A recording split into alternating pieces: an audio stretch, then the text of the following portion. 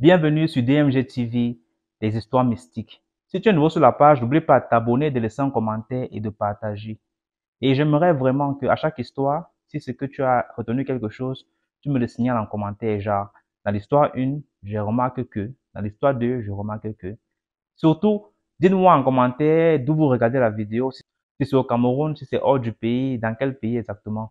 Comme ça, on va voir la portée de la page. Tous les jours, on poste une vidéo qui contient plusieurs histoires à 12h00 sur YouTube. Je vais vous demander d'écouter attentivement, s'il vous plaît. Et le but est de sensibiliser. Donc, n'oubliez pas de laisser un commentaire, de liker, de partager et de vous abonner à la page.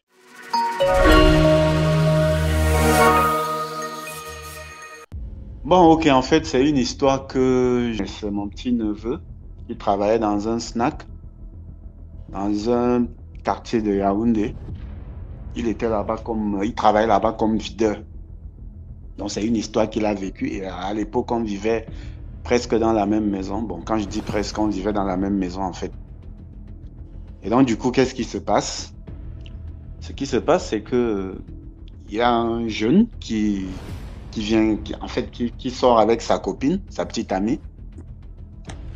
Il va dans un snack.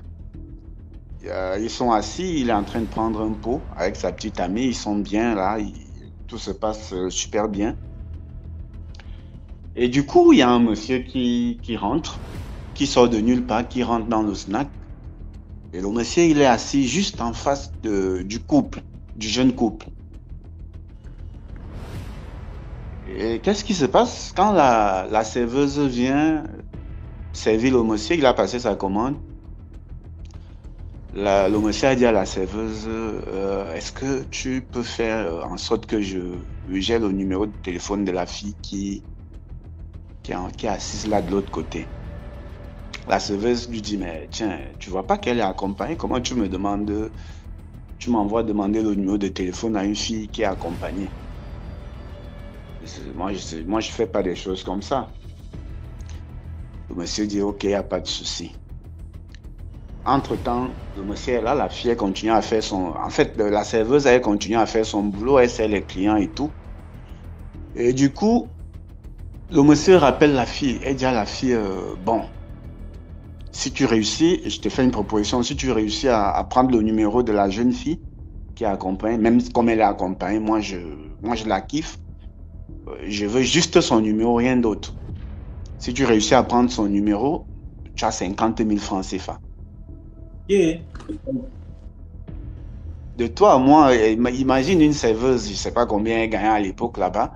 Et du coup, elle entend 50 000 francs CFA. Elle se dit, mais si ce n'est que juste pour prendre le numéro et donner au monsieur. Bon, je ne sais même pas sûr que peut-être la fille va accepter sa proposition, mais bon. Et du coup, la fille en blaguant, elle dit au monsieur que non, 50 000 c'est quoi? Puisque je cours les risques, peut-être son gars peut me voir. Donc, si tu as 100 000, je te ramène son numéro. Le monsieur dit, ok, je te donne 100 000 si tu réussis à me ramener le numéro de la fille. La serveuse prend les 100 000 et met dans la pochette et dit, ok. Et tu sais, entre les femmes, la fille s'est arrangée, je ne sais pas comment elle a fait. Elle a parlé à l'autre fille avec les yeux et tout. Mais elle a réussi à prendre le numéro de la fille en question de façon discrète sans que son petit ami se rende compte. Et du coup, elle a réussi à donner le numéro au monsieur. Le monsieur prend le numéro, il enregistre et il envoie un petit texto à la fille comme quoi, oui, c'est moi qui suis assis en face là. C'est moi qui ai demandé à la serveuse de prendre ton numéro et donc du coup, voilà. La fille lui dit, ok. Celle qui était accompagnée de son petit ami lui dit, ok, ben qu'est-ce que tu veux? Tu vois bien que je suis accompagné. Le monsieur dit que non. Tout ce que je veux, c'est que si tu peux juste te déplacer, même si c'est pour 2 minutes, j'ai juste un truc à te dire. Fais tout pour te déplacer. Tu peux peut-être aller même aux toilettes ou voilà, je sais pas comment tu vas faire, mais arrange-toi juste à te déplacer. Et je peux pas te dire ça va tester, mais j'ai un truc à te dire. La fille lui dit, ok, je vais voir ce que je peux faire. C'est comme ça que la fille, elle embrouille son petit ami et du coup, elle se lève, elle se dirige vers les toilettes. Le petit ami, lui, il est là tranquille, il boit son pot et puis il ne sait même pas ce qui se passe en fait. Et donc, du coup, quand la fille se lève, elle se dirige vers les toilettes. Le monsieur aussi se lève. Il suit la fille dans les toilettes. Bref, il suit la fille. Il va donc, il rencontre la fille, il dit à la fille que tu vois, moi je vais à l'étranger et vraiment tu es mon style de femme, tout ça là, je suis prêt à tout te donner juste pour tirer un coup. Il dit que mais comment ça, comment tu me dis un truc comme ça? Il dit je suis prêt, même si tu me demandes combien, là, je veux juste tirer un coup, je suis arrivé là, je t'ai vu, tu es très jolie, tu es mon style, tout ça là, même si c'est combien, juste un petit coup, là vite fait et puis voilà. La fille aussi, quand elle entend que si tu me donnes, je peux te donner n'importe combien, la fille lui dit, mais ok, est-ce que tu peux me donner 1 million? Le monsieur dit que fois 2. Yeah. Elle dit, bon, ok, il n'y a pas de problème. Tu as dit juste un petit coup, vite fait, et puis voilà. Le monsieur dit, mais je te dis, voilà, tu as demandé 1 million, moi je te donne 2 millions cash. C'est comme ça que la fille lui dit, ok, argent en main, pantalon en bas. Le monsieur a compté. 2 millions, il a donné à la fille. C'est comme ça que la fille a pris l'argent et l'a mis dans la poche. Et elle s'est dirigée dans les toilettes, le monsieur l'a suivi là-bas. Vite fait, il a tiré ses un coup. Le monsieur est ressorti. Il est parti. Comme lui ressort là, le monsieur, quand il ressort, il est directement parti. Il ne s'est même plus assis. C'est comme ça que la fille sort des toilettes. Elle a tiré son cou, elle a mis son arme dans la poche. Elle revient s'asseoir là comme si de rien n'était. Pendant que la fille est assise, ça n'a même pas fait 5 minutes. Elle a commencé à se transformer comme... Donc elle a vieilli sur place. Une fille qui était jeune, il y a quelques minutes, elle a commencé à vieillir, à devenir comme une grande mère. J'ai dit, sur place, le gars était scandalisé, tout le monde était scandalisé. C'est comme ça que même le vin que petit ami buvait, et le vin est fini dans ses yeux. C'est comme ça que on est dépassé comme ça. Quelle histoire! Elle est assise, elle vieillit sur place.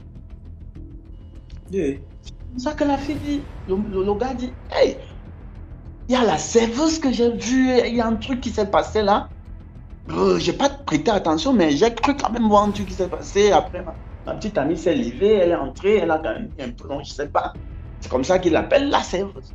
La serveuse aussi, quand elle vient, elle trouve la situation, elle est scandalisée. Et puis, le gars, il est dépassé, tout le monde est dépassé. On dit à la serveuse que, mais raconte ce qui s'est passé. Qu'est-ce qui s'est passé?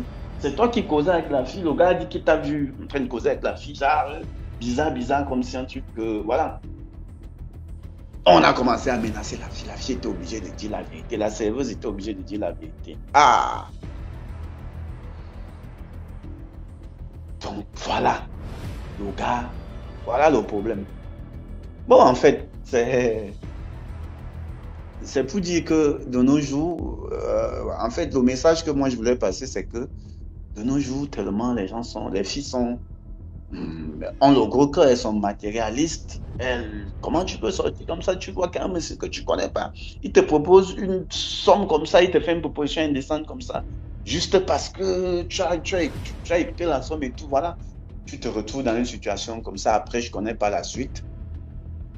Jusqu'à après là, le snack là a été fermé. Le lendemain, le snack a été fermé. Ouais. Et je connais pas. Pas maintenant bloquer le business de quelqu'un pour rien comme ça, là, à cause des mauvaises mentalités. Ah ouais.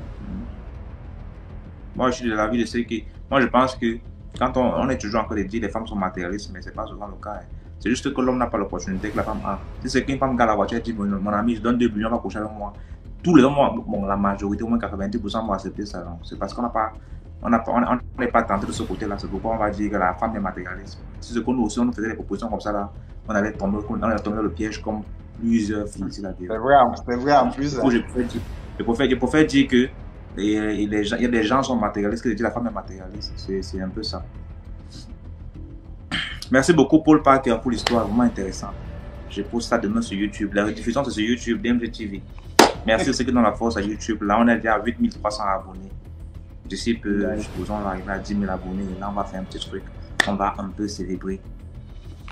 pas assumé. Elle a mérité ce qui est arrivé. Elle a mérité. Pourquoi il faut que je me touche même comme ça pour tout? Parce que je me rappelle du son comme ça aussi au sud comme ça, là, qui s'est passé dans un bar. Un truc similaire comme ça, déjà le monsieur arrive là, il dit un blanc. Il arrive, il dit carrément qu'il y a une femme là que je te paye tel montant, on part rapidement à la toilette, on fait un truc. Le gars est parti mettre un gros serpent dans les fesses de la fille là. Il a mis un gros serpent dans les fesses de la fille là. Elle est morte en moins de 2 heures de temps.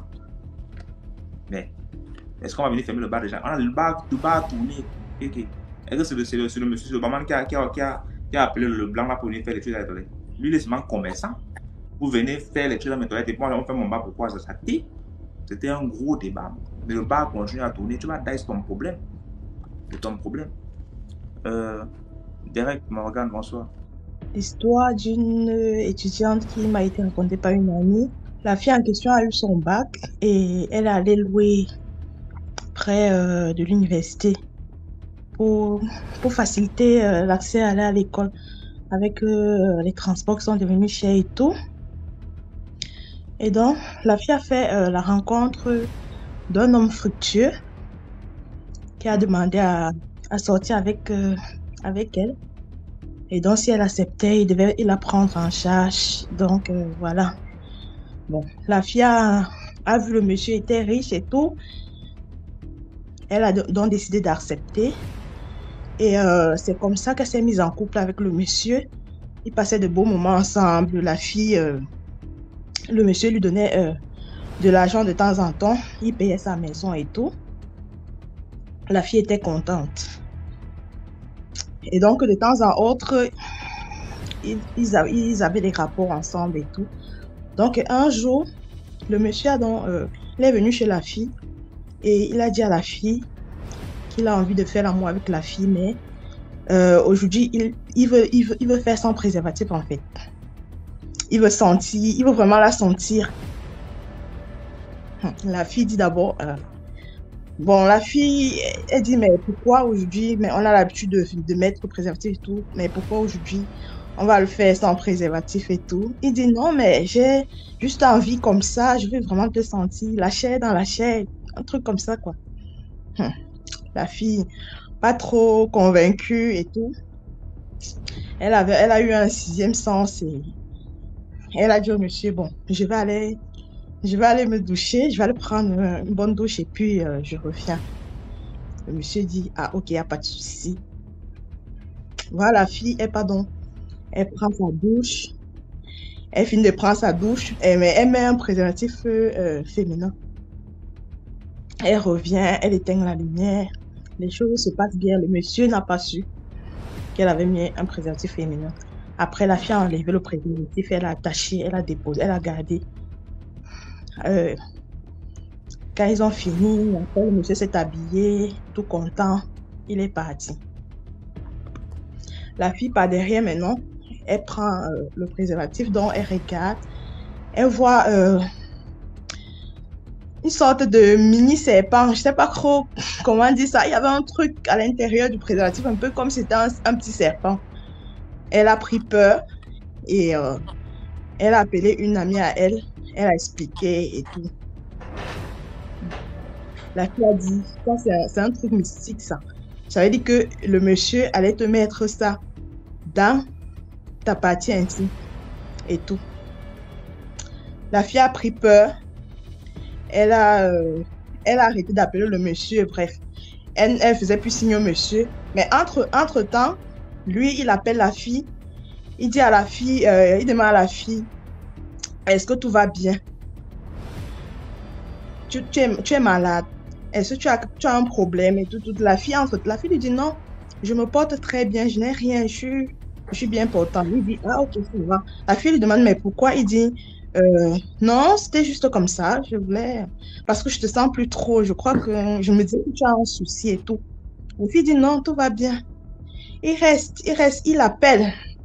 Tu es sûr que tout va bien? La fille dit, oui. Tout va bien, c'est quoi, il y a un souci, je devais être malade et tout et tout. Il dit non, je demande seulement et tout. La fille dit, je me porte bien. Après un certain temps, il s'est rendu compte que son affaire n'avait pas marché. Donc ce qu'il voulait en fait, ça n'a pas marché. Il a donc bloqué la fille et tout. C'était juste pour vous dire que, voilà, il faut pas... C'est vrai que quand on vient d'arriver à l'université, il y a les photocopies, il y a beaucoup de choses à faire et tout. Il faut de l'argent, mais il faut pas tomber dans les mains du premier venu et tout. Surtout qu'il a de l'argent et tout. Il faut vraiment se méfier des gens des gens avec qui on sort. Ne regardez pas seulement le côté argent, mais franchement, il faut être sûr que, voilà, parce que des gens viennent comme ça, juste la fille, imaginez-vous un instant que la fille avec, le monsieur avec versé ses sécrétions dans les parties intimes de la fille. Imaginez-vous ce qui serait arrivé à cette fille aujourd'hui. C'est juste qu'elle a été un peu maligne, on va dire, non seulement maligne, elle a été un peu intelligente et voilà, elle ne s'est pas laissée faire, quoi. D'accord, merci C'était un beaucoup. peu Mais moi, j'ai une question. Hein, bon, là, excusez pour la question. Les préservatifs féminins, c'est féminin. Féminin? Quand une femme met ça, est-ce que ça ne se... Est-ce que l'homme ne voit pas ça ou bien c'est comment? Ça se passe comment? Bref, je n'ai jamais utilisé le préservatif féminin, mais c'est... N'oublie pas que la fille a éteint la lumière. La fille a éteint la lumière. C'est pas comme s'ils ont fait avec la lumière qu'ils voyaient, franchement. Elle a éteint la lumière. Donc, voilà.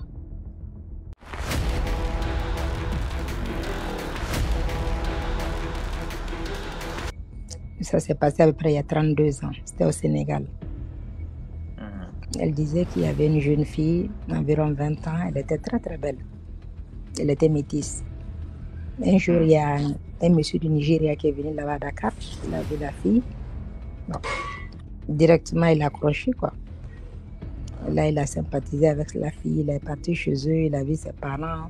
Tout ça là-bas. Après, il a juste fait 2 jours et puis il est reparti. Il a invité la fille de venir lui rendre visite au Nigeria.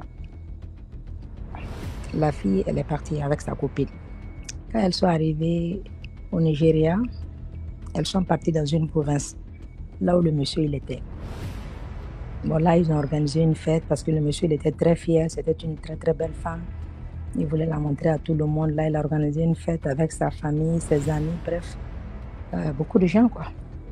Mais il s'avère que chez eux, chez le Nigérien, là, leur race, dans leur coutume, quand ils invitent une personne, et une personne importante, genre ils dressent une table, ils mettent de l'argent dans des plateaux, des monnaies différentes, quoi, le dollar, l'euro, tout ce qu'il y a comme monnaie, des monnaies qui sont lourdes.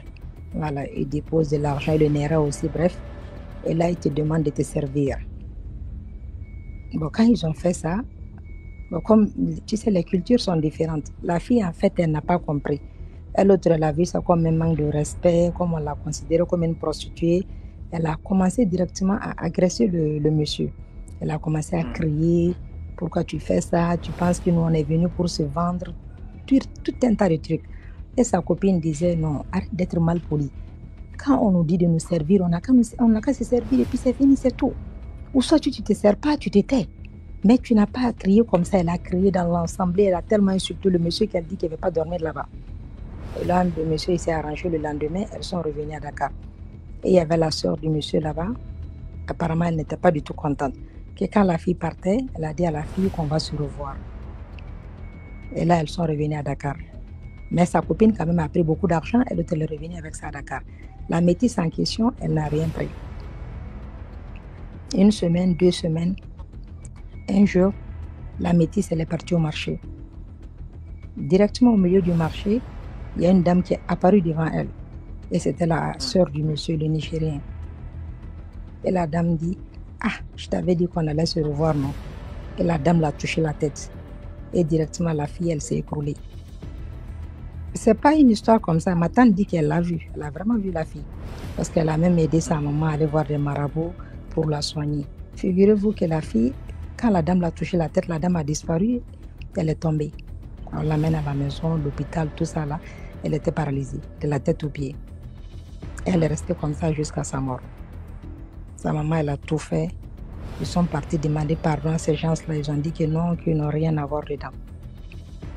Et là, l'histoire est terminée comme ça. Elle est décédée. Merci beaucoup, maman. Toi, tu appelles depuis. Tu appelles depuis. Explique pour la question. Tu appelles depuis où? Le De Bénin. Bamako. Bamako. Oui. Je suis malienne. Merci beaucoup. Ok, merci beaucoup, maman. Allez, commentaires. Ça va. Je voulais juste raconter l'histoire par rapport à ce que tu disais. Non, non, c'est pas une histoire de poulet. En fait, je voulais préciser un truc. L'histoire que tu as racontée tout à l'heure m'a fait penser à une de mes cousines. Je t'avais déjà raconté cette histoire ici. Elle était décédée, mais je vais rentrer dans les détails. Donc, en fait, ma cousine là, elle avait été frappée par la foudre. Donc, je ne sais pas, elle avait été frappée par la foudre. Donc, elle avait été brûlée de tout son corps. En fait, je pense que comme elle était brûlée, là, c'était sa première partie de l'initiation, en fait. Elle cherchait, en fait, la sorcellerie, là. Mais les conditions étaient qu'il fallait qu'elle soit brûlée, premièrement. Et après ça, quand elle a été brûlée, elle a, comment on va dire, elle a guéri. Une brûlure comme ça, avec la peau qui se collait sur le lit. Normalement, elle devait avoir des cicatrices. Mais rien du tout. Il n'y avait rien du tout. Alors, elle est partie en France. Ça a commencé avec le vol. Elle volait. Mais moi, je ne comprenais pas. Une fois, on était sortis au magasin. C'est une fille qui avait l'argent. Donc, du coup, moi, je me dis, mais comment une fille qui a l'argent peut voler dans les magasins? Donc, sa petite soeur qui était à côté de moi, elle me dit que non, c'est comme ça qu'elle fait d'habitude. Je dis, donc, elle vole comme ça tout le temps. On est resté tranquille. Je suis rentrée. Vu qu'elles étaient invitées chez nous, j'ai un peu raconté ça à ma mère. J'ai dit que, mais on est entré au magasin avec, je ne vais pas prononcer le nom. Elle a volé, gars. J'avais même peur de traverser le portique. Ici à Mbeng, mon frère, il y a les portiques. Quand tu fais comme ça, là, elle a traversé le portique, là, rien n'a sonné. J'étais dépassée. Donc, tu sais que tu dois d'abord passer. Moi, j'ai la panique de ce genre de choses-là. Tu passes et ça va sonner, Seigneur, la honte. Donc, du coup, elle est passée rien comme si de rien n'était. Donc, première chose, nous, on s'est dit que peut-être c'était la kleptomanie. Elle est klepto, elle vole beaucoup.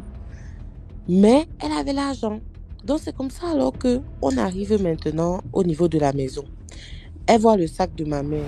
Elle dit à ma mère que oui, j'aime bien ton sac. Ma mère lui dit que si tu aimes bien mon sac, moi, il te vends-moi. Parce qu'on savait qu'elle avait l'argent.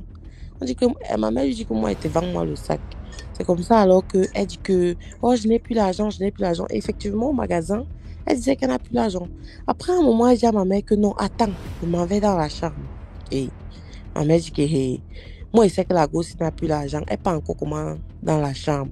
C'est comme ça qu'elle part dans la chambre. Elle fait à peu près 20 minutes.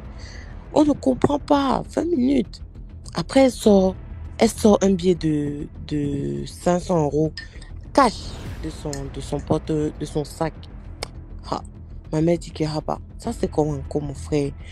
Linda, oh Seigneur, pardon. Tu as pris l'argent là où? Donc c'est comme ça alors que pardon. C'est comme ça alors que elle ne dit pas, elle dit que prends seulement l'argent que tu veux et toi tu me donnes le reste. Ma mère wanda encore. C'est comme ça alors qu'elle a pris l'argent. Mais ma mère est restée, ça a trotté dans sa tête que mais la petite fille a pris l'argent là où? Entre temps, je vous ai dit qu'elle essayait de me nier. Donc elle essayait de me vendre en fait dans sa secte. C'est comme ça alors que ma mère a fait appel à un pasteur. Donc elle a fait appel au pasteur. Elle a dit au pasteur que il y a ce phénomène-là qui arrive. La jeune fille, si je ne comprends pas, depuis qu'elle est venue dormir à la maison, rien ne va plus. Le pasteur dit que j'ai remarqué ça. Je l'ai dit, ils se sont croisés une fois, mais elle ne savait pas que c'était un homme de Dieu. Tu vois?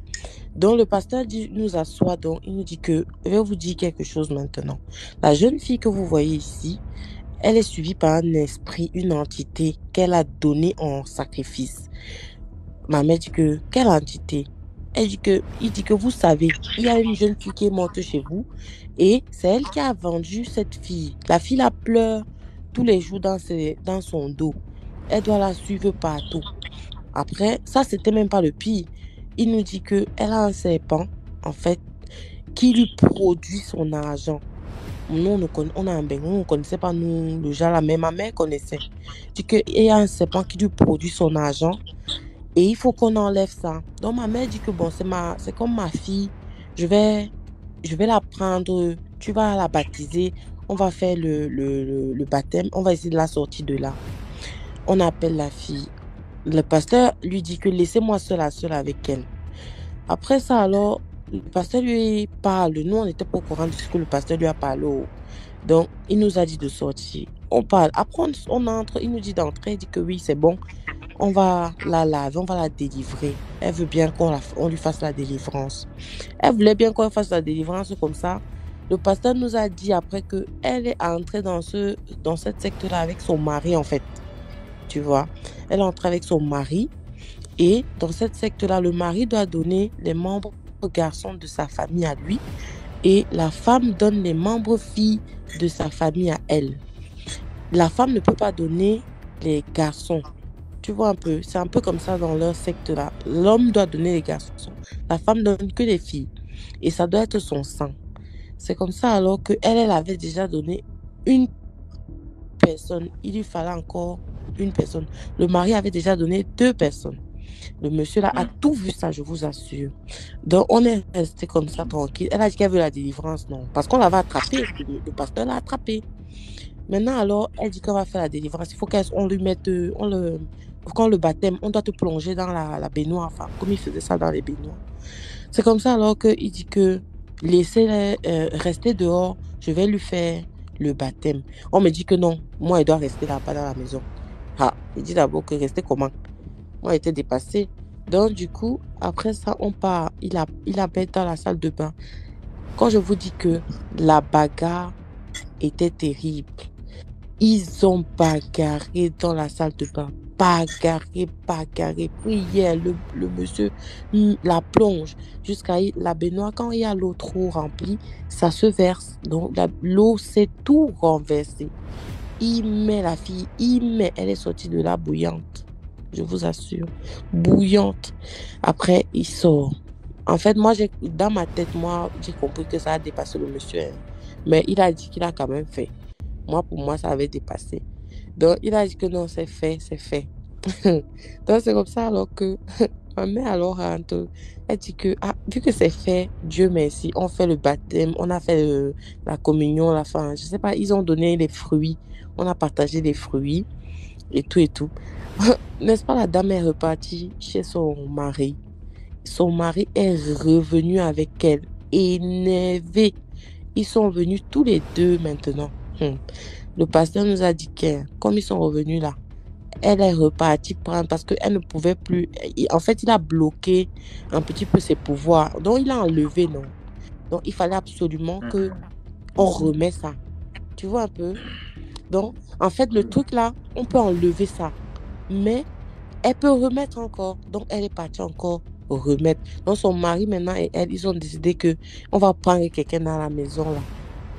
Donc, du coup, c'est comme ça alors qu'ils sont revenus. Mais ils ont encore trouvé le même pasteur qui était là. Donc, le combat alors, c'est fait. Ce qu'ils ont fait, c'est qu'ils ont gâté la maison où on était.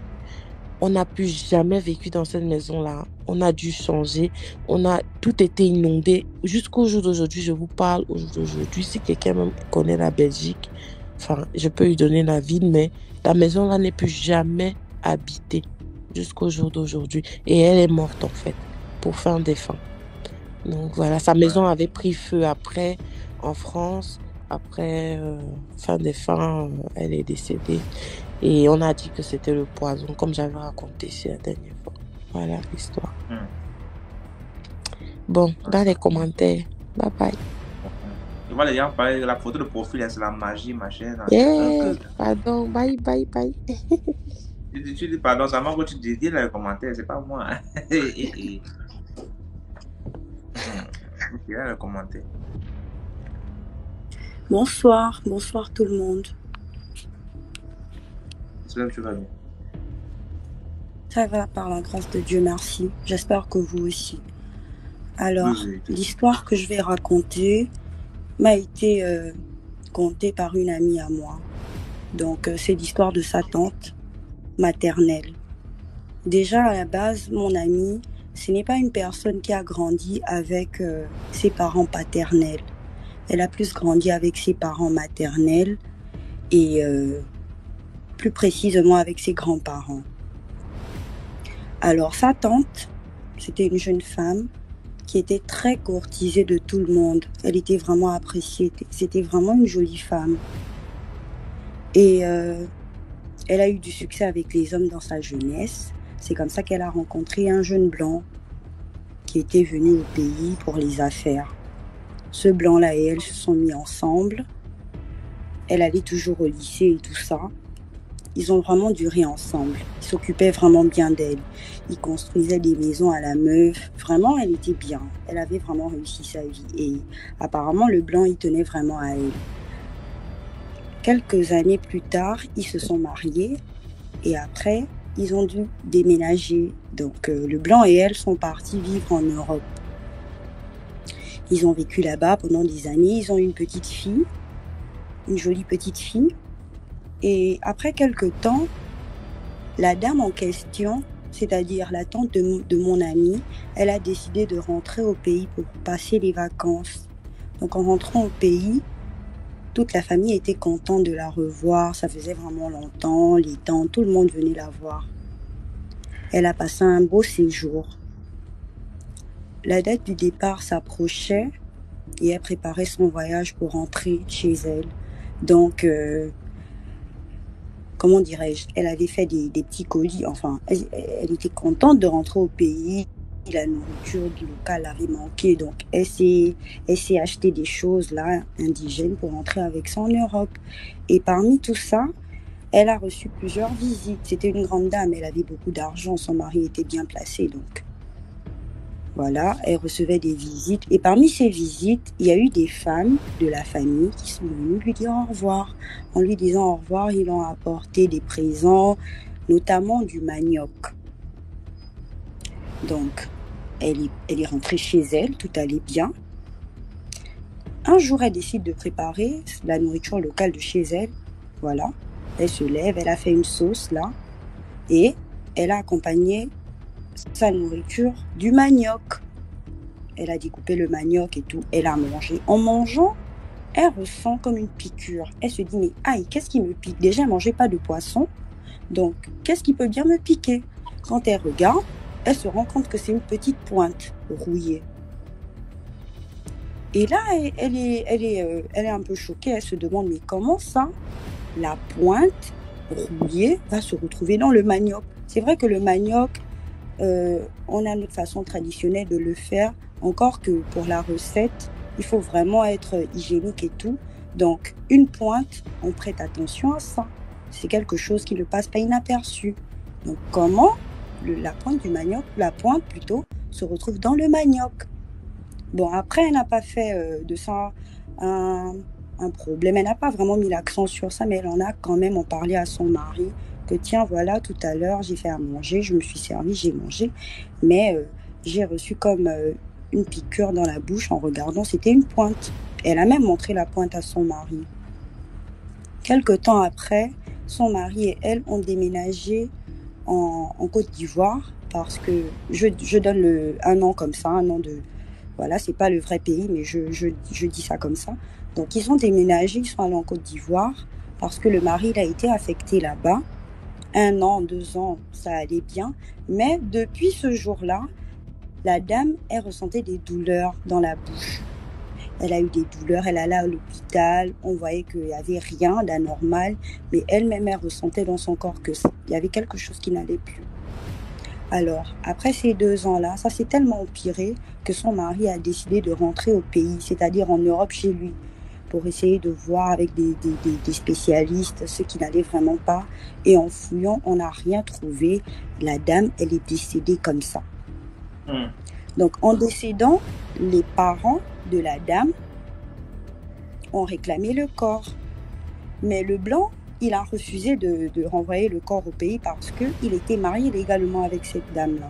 Elle avait déjà la nationalité de son mari et il ne voulait pas que sa femme soit enterrée loin de lui. Mais Avec un peu plus de recherche, parce que la famille a essayé de voir ce qui n'allait pas et tout, parce que le blanc, il s'est vraiment prononcé. C'est quelqu'un qui avait quand même une assez bonne maîtrise de la culture africaine, notamment tout ce qui sort du lot de mystique et tout ça. Il avait quand même une petite culture là-dedans. Donc, il s'est plaint. Vraiment, il s'est vraiment plaint que voilà, je sais ce qui s'est passé avec ma femme. C'est pas quelque chose de logique, c'est quelque chose d'anormal. Ma femme, elle a mangé du manioc et puis voilà, il y a eu une pointe. Je sais que vous avez fait du mal à ma femme et ce qui est sûr, c'est que je ferai tout pour venger ma femme. En quelque sorte, le blanc, il était fâché et il a menacé la famille. Donc, avec tout ça, ils ont laissé le blanc enterrer la femme chez lui. Et après quelques années, ils harcelaient toujours le blanc parce que la dame en question, elle avait une petite fille avec le blanc. Et vu qu'elle grandissait, ses grands-parents, enfin ses parents maternels ne la connaissaient pas. Donc ils mettaient un peu de pression et tout, que wesh, on va te faire du mal si tu ne nous ramènes pas notre enfant et tout ça. Mais le blanc, il restait toujours sur ses positions en disant que je sais que vous avez tué ma femme dans votre vampire, mais vous n'aurez pas ma fille. Et ce qui est sûr, c'est que je finirai toujours par venger ma femme. Donc tout ça pour dire que peu importe le temps qu'on mettra à l'étranger, il ne faut pas qu'on oublie d'où on revient en fait. Nous sommes tous africains, ce sont des choses qui existent. On ne peut pas voir le cœur d'autrui, raison pour laquelle Dieu a été intelligent de le cacher. Sinon, c'est clair qu'on aurait évité beaucoup de problèmes, de malheurs en soi. Donc il faut vraiment faire attention. C'est pas seulement pour ceux qui sont à l'étranger, même nous-mêmes qui vivons ici. Il faut toujours prêter attention à un cadeau, un objet offert ou de la nourriture. C'est très important. Il y a des gens qui meurent comme ça. Il suffit de porter un habit et puis voilà, ta vie elle est gâchée. Donc toujours faire une prière avant toute chose. Donc c'était ça mon histoire et merci beaucoup. Bonne soirée. Merci beaucoup, Derek, pour l'histoire. On a eu un homme qui est monté ici avec une belle voix. Les filles sont bousculées pour dire: oh, la voix, tu es marié, tu es célibataire. Même si tu es marié, je m'en fous. Sarah et Fiona, voilà ce qu'elle disait. En tout cas, Derek, tu as une très belle voix. Tu es marié, maman? Non, pas encore. Merci. Ah, non, ma bonne maintenant. Fiona, toi, on va te prendre, je te jure la vérité. On va te prendre. Merci, c'est gentil. Bonne soirée.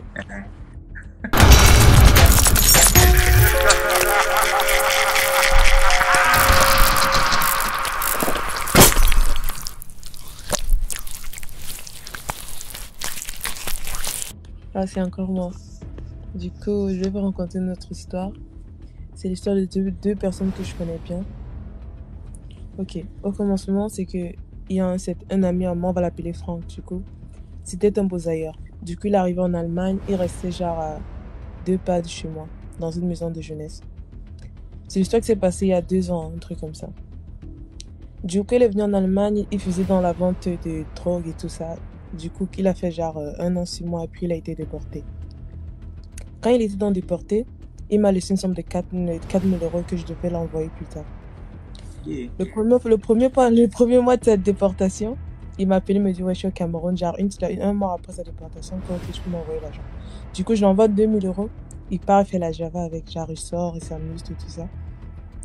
Et puis il reste 2 000 €. Il m'appelle plus tard, il me dit: ok, tu fais comment pour que tu m'envoies mon autre truc?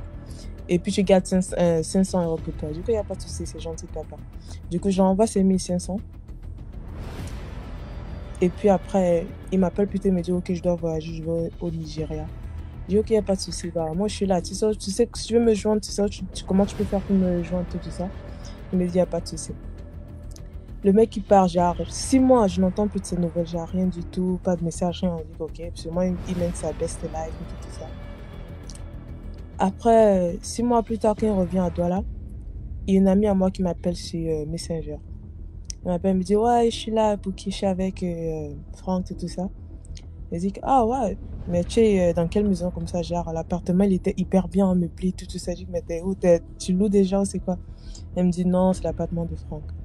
Pour un jeune de 23 ans, son appartement il était hyper chic du côté de New Bell là-bas à Douala. Genre un grand écran, les fauteuils, genre c'était vraiment genre parfait. Elle me dit, oui, je sors avec lui il y a de cela quelques temps. Je dis, ok, il n'y a pas de félicitations pour toi. Du coup, les relations se passent bien, tout se passe très bien. Et maintenant, un jour, elle arrive chez Franck, genre sans prévenir. Normalement, c'est déjà sa copine. Du coup, elle venait parfois juste comme ça, sans rien dire pour faire la surprise et tout ça. Comme elle avait le double des clés, du coup, elle entre, elle ouvre la porte. Elle arrive et dépose son sac sur le lit parce que le mec, il avait genre... normalement, c'était une chambre salon. Mais il avait un très grand salon. Du coup, dans son salon, il avait payé, vous voyez, je crois, les fauteuils, il y a des canapés qui font lit en même temps. Genre un canapé, mais quand tu tires le bas du canapé, ça fait le lit. Genre un canapé lit. Il passait la plupart du temps qu'il voulait dormir, il dormait au salon. Sa chambre, il y avait juste son dressing, ses chaussures et un grand tiroir comme un coffre-fort. Du coup, il dormait toujours au salon, même quand sa copine venait. Du coup, la meuf, elle arrive. Elle fait pas de bruit parce qu'il y a personne. Elle ouvre juste la porte et dépose son sac sur le lit. Et puis, elle commence à regarder ce qu'elle va préparer pour son copain. Et après, je sais pas ce qui la passe par la tête. Elle arrive et elle essaie d'aller ouvrir la chambre de son copain. Dès qu'elle ouvre la chambre de son copain, elle trouve Franck en train de baiser un poulet. Désolée du terme. En train de faire le truc à un poulet.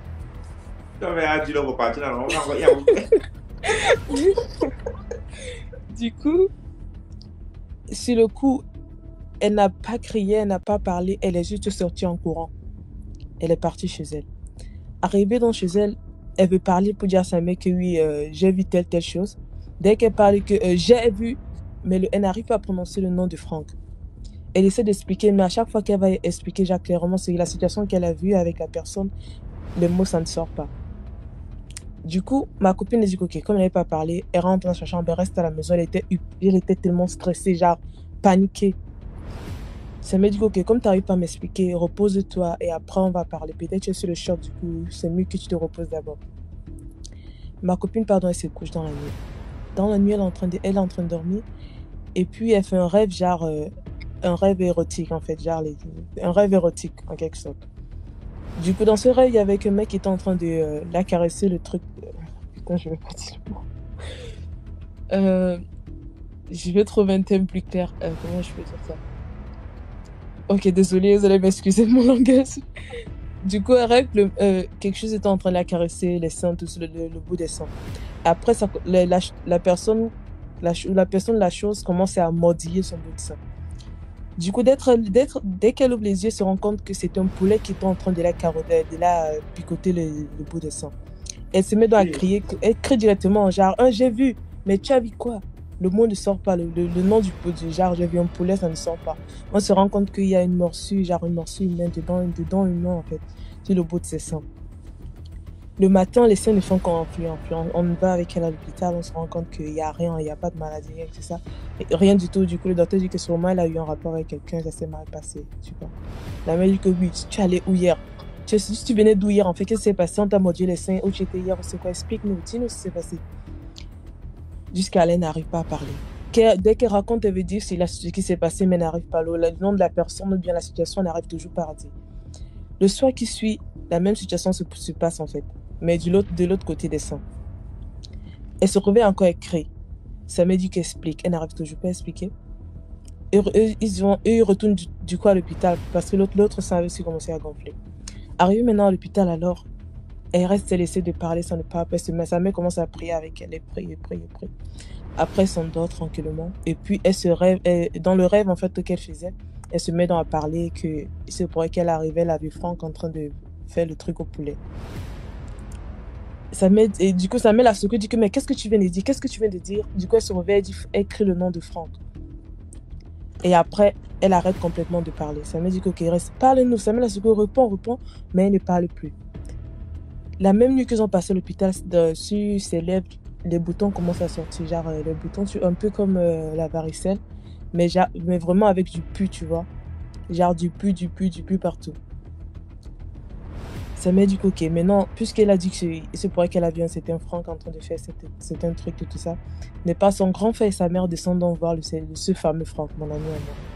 Arrivé, Franck n'est pas là, Franck en déplacement. Il retourne à l'hôpital. Du coup, le docteur a dit que comme c'est comme ça, ce que je vous conseille, c'est d'aller peut-être à l'église ou bien chez un marabout, un truc comme ça, parce qu'on ne peut rien faire pour votre fille.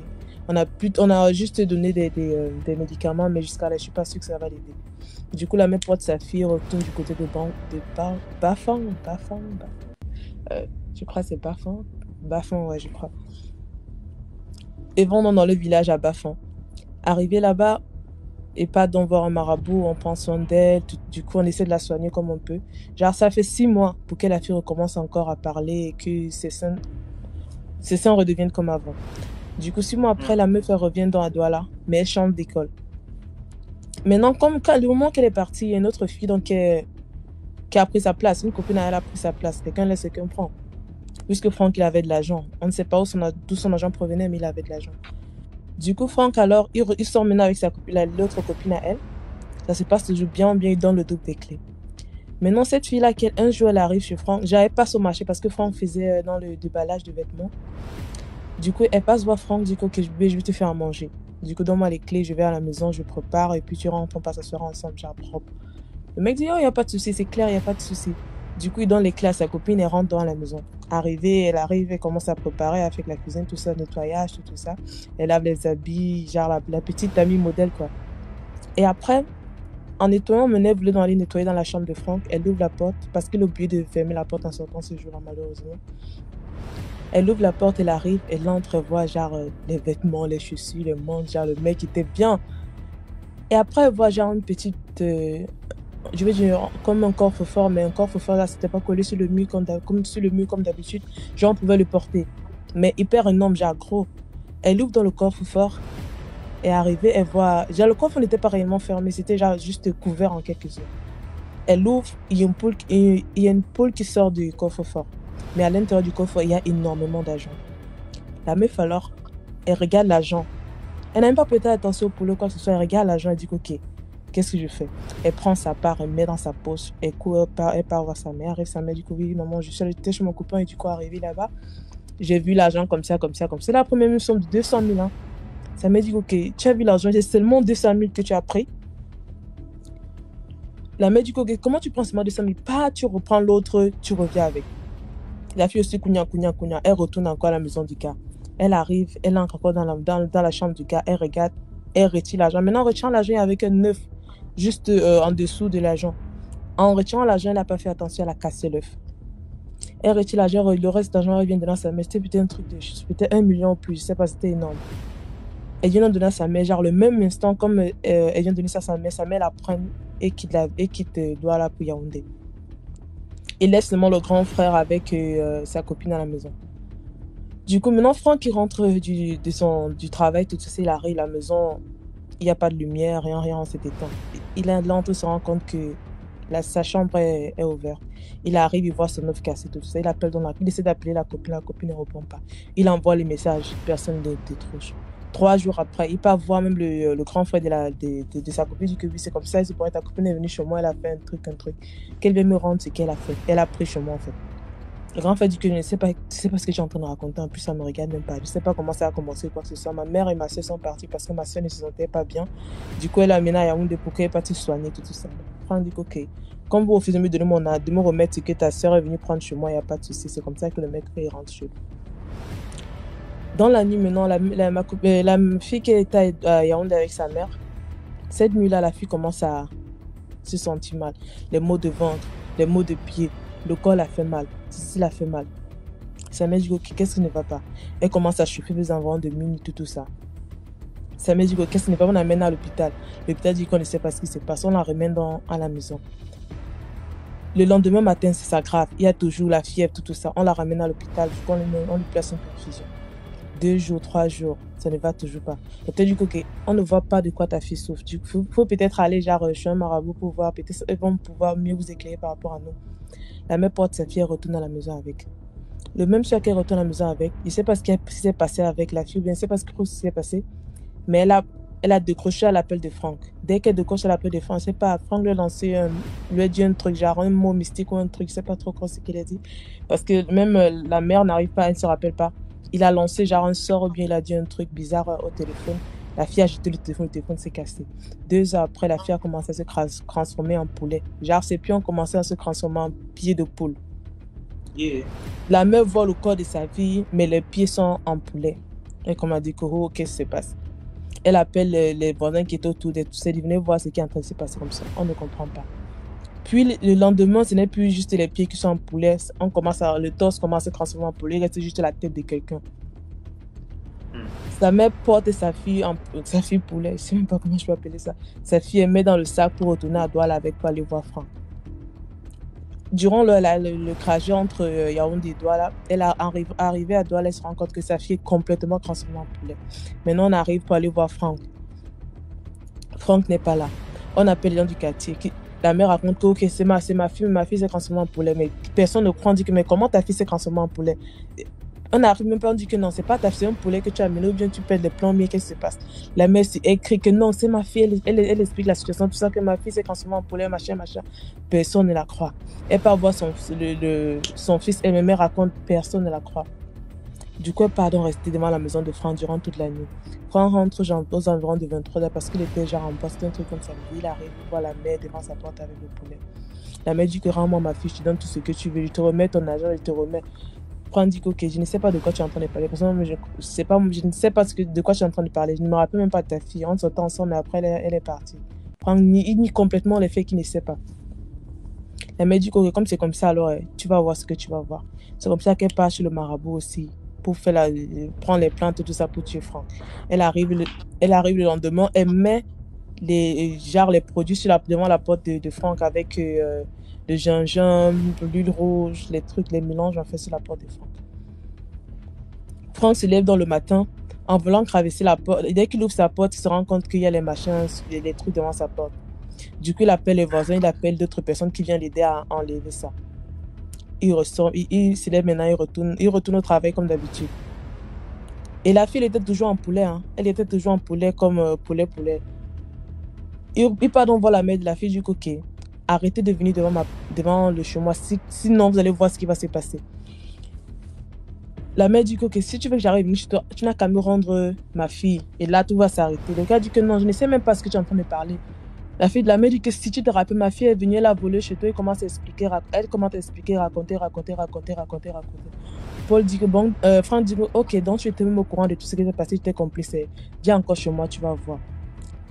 Même instant qu'il est en train de parler pour travailler, il revient, il se rend compte que la femme elle est encore venue remettre les trucs devant sa porte.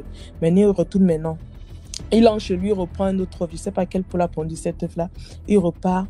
Il arrive chez les parents de la fille qui avait volé son argent. Il a pris l'œuf, il a tapé sur la tête de la mère de l'enfant de quelqu'un. La mère de son ex-copine. C'est comme ça qu'elle aussi elle a commencé à se déshabiller dans la route, machin. Il a porté la poule, il est parti avec, on ne l'a plus jamais vu. C'est comme ça que l'histoire s'est terminée en fait. T'es où même en fait? Je suis là. Et c'est comme ça que l'histoire s'est terminée. La maman de la fille, elle a fini par devenir folle à raconter cette histoire encore. Franck, il a pris sa copine Paul, il a disparu. On n'a plus de ses nouvelles, plus du tout. Ok, mais les hommes caviar là. Les hommes. Mais non, c'est juste que. Moi, seulement dit qu'avec. C'est ma copine qui m'a raconté cette histoire quand elle était complètement rétablie. Que quand elle est revenue à Dorme, elle racontait que oui, ça s'est passé comme ça. Et puis, elle m'a juste narré cette histoire. J'ai dit que ouais, tu as de la chance. Mais bon, à part les longs yeux, juste seulement qu'on suffit de ne pas avoir trop de longs yeux, hein, parce que ça tue. Genre, tu vois l'argent de quelqu'un avec une poule. Comment tu peux avoir le cœur de. En tout cas, justement, il faut éviter d'avoir le gros cœur. Quand c'est pas pour toi, ne touche pas. S'il te donne un peu, prends. Mais il ne faut pas toucher ce qui ne t'appartient pas, c'est tout. Bonne soirée à vous. Merci beaucoup, Phoenix, pour l'histoire. En fait, si ce que tu arrives à toucher ton gars et que lui fait l'amour avec la poule, si ce que tu es prêt avec la deuxième femme, toi, la deuxième femme, gentiment. C'est-à-dire que la première femme, c'est la poule, et toi, tu es la deuxième femme, tu jettes ton couloir, et elle, la poule, jette son couloir. Hey, avant de continuer, si tu n'as pas encore liké la vidéo, like d'abord la vidéo avant de continuer. Hey, c'est comment? Comment on est nombreux comme ça, et puis on like, on voit les vues, on fait 4000 vues avec seulement 500 likes. Je viens avec une autre histoire. Une histoire qui s'est passée dans mon village, dans mon propre village. Bon, c'est vrai, moi, je ne connais pas mon village, mais c'est mon grand frère qui m'a raconté cette histoire parce que lui, il était régulièrement au village, en fait. Alors, dans mon village, il y avait un boss, un riche, si vous voulez. Mais le riche, il était chiche, selon ce que tout le monde disait. Il était chiche. Et apparemment, il y avait une confrérie des sorciers dans le village. Tellement ils en avaient déjà marre de ce boss qui a des moyens, mais qui n'aide personne, qui ne calcule personne, qui ne fait rien à personne. Donc, du coup, ils ont décidé d'effacer son histoire, en fait, de finir avec lui, quoi. Alors, c'est comme ça que dans leur confrérie là-bas, ils ont fini. Apparemment, dans leur confrérie là-bas, quand ils finissent de te manger là-bas, mais tu es encore là jusqu'à ce qu'ils décident le jour où tu vas finalement rendre l'âme physiquement, en fait, dans le monde physique, quoi. Et ce qui se passe, c'est que l'un des sorciers, l'un des vieux de la confrérie, un jour, le riche, il est venu passer parce qu'en fait, lui, il avait construit une grande maison au village, mais lui, il vivait en ville. Alors, il venait passer les week-ends, les vacances de temps en temps. Et donc, voilà l'un des vieux du village qui est dans la confrérie des sorciers, qui est de passage, il voit le boss assis. Il le salue. Il le salue. Il dit, ah, même. Dans son cas, il se dit, ah, même comme on dit que ce monsieur, il est raton, il est chiche, tout ça. Donc, je vais quand même essayer. On ne sait jamais. Il dit, mais boss, il n'y a même pas un petit vin rouge là-bas. Il sait que toi, tu es en ville, tu ramènes souvent les bonnes choses. Est-ce qu'il n'y a rien à boire là-bas, je sais pas. Moi, il est soif. On dit que non. Curieusement, comme ça, hein, le boss lui dit, non, il n'y a pas de problème. Si tu veux boire quelque chose, viens t'asseoir, tu prends place. C'est comme ça que le boss entre, il sort. La chaise, il lui dit, assieds-toi, prends place. Il sort une bonne bouteille de vin. Il l'ouvre, il le sert, lui-même, il se sert un petit verre. Commence à boire. Il lui dit, mets-toi à l'aise, bois. Le boss lui dit, bois. Il y en a encore, hein, si... Tu connais les gens du village. Eux, ils ont une façon de boire, là. Comme ça que le papa, il boit.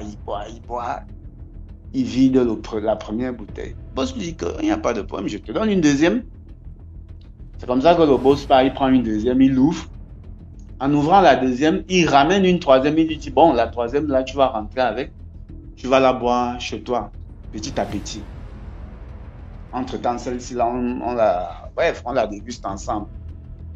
C'est comme ça que le papa se rend donc compte, le vieux se rend compte que le type, si qu'on dit qu'il est chiche, quand même, le voilà qui m'a reçu. Je me suis mis à l'aise, mais où il est là, lui, dans sa tête, il connaissait que ça, c'est quelqu'un qu'on a fini. Donc, c'est comme ça qu'il lui dit, donc, bon, il y a une histoire que je vais te raconter. Je dis que, mais quoi encore? Il dit que comme tu es assis là comme ça, si je te dis tu vas pas me croire, mais tu n'es plus de ce monde, tu es déjà mort. Le boss lui dit que, mais comment ça, je suis à mort? Il lui dit que moi je te dis que où tu es assis là comme ça, tu es déjà mort. Dans le monde spirituel, tu es à mort, mais dans le monde physique, tu es encore assis comme tu es assis là. Peut-être c'est Dieu qui a voulu que je passe par là et que je te demande un verre et tu m'as offert le verre, donc du coup, je suis obligé de te dire. Parce que par ta gentillesse, en dehors de ce que les gens pensent de toi, genre, tu es chiche, tu ne donnes rien à personne, mais ce que tu as fait là, moi, je suis tellement surpris et je suis obligé de te dire la vérité. C'est comme ça que le vieux du village lui raconte donc tout au petit détail. Pendant qu'il lui raconte, c'est où les beaux, tu sais, les gens qui ont été à l'école, des gens qui sont... C'est comme ça qu'il lui dit, attends. Le boss entre dans la maison, il prend une radio. À l'époque, il y avait les radios cassettes, là, il y avait une façon d'enregistrer. Donc, il prend la radio, il met une cassette, il appuie les deux boutons d'enregistrement, il ressort avec, il dépose. Après, il dit au vieux là que tu m'as raconté une histoire là. Je dis, c'est comme s'il n'est pas bien. Est-ce que tu peux reprendre à zéro? C'est comme ça que le vieux reprend l'histoire. Pendant qu'il parle, le truc, la cassette est en train d'enregistrer. La cassette est en train d'enregistrer. C'est comme ça qu'il lui dit que si tu veux sauver ta tête, je vais te dire ce que tu as à faire. Comme je suis en train de te parler là, aujourd'hui, demain, avant 5 heures du matin, va toquer, mais toi ne me trahis pas, oh. Va toquer la porte du chef du village. Tu lui dis que comme tu es là, il doit te délivrer, il doit te libérer. Que tu as fait un songe, qu'on t'a tué, tout ça là, et que le chef est au courant de ça et tout. Donc toi tu viens le voir et qu'il est la seule personne qui peut te sauver. Donc si tu fais ça, tu pourras être sauvé. Mais moi, protège-moi, ne me trahis pas s'il te plaît. Ah, donc le boss est là, il est dans tous ses états.